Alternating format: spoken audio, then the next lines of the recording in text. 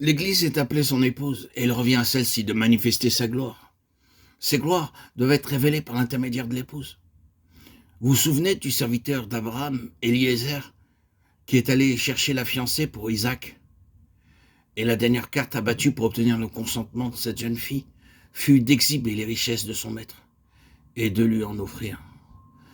Lorsque ces choses ont été étalées, elle donna sa réponse: j'irai.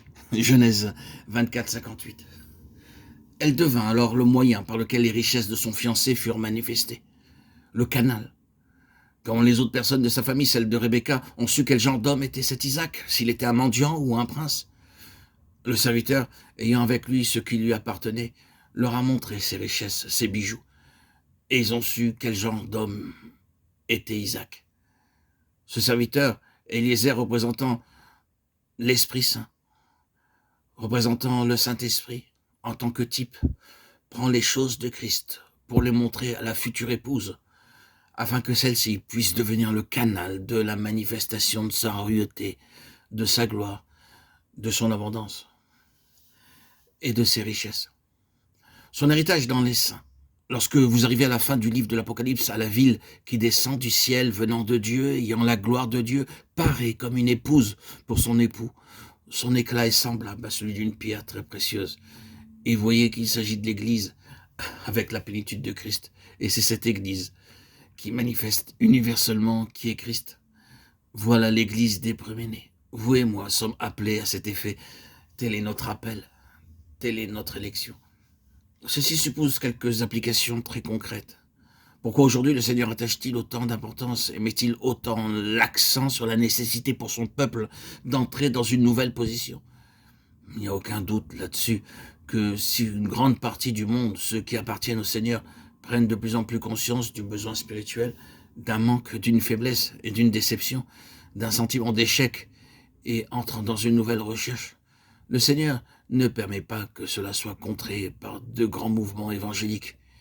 Mais on voit plutôt que presque à chaque fois qu'un tel mouvement est lancé, il se règle de lui-même en mettant les enfants de Dieu sur la bonne voie. Cela est significatif. Le Seigneur n'est pas satisfait que son peuple soit seulement sauvé, et le Seigneur n'est pas satisfait que les croyants restent uniquement sauvés. Le but fixé par le Seigneur est le suivant: la pleine connaissance de lui-même. Cela est crucial pour le Seigneur. Son héritage est lié à cela.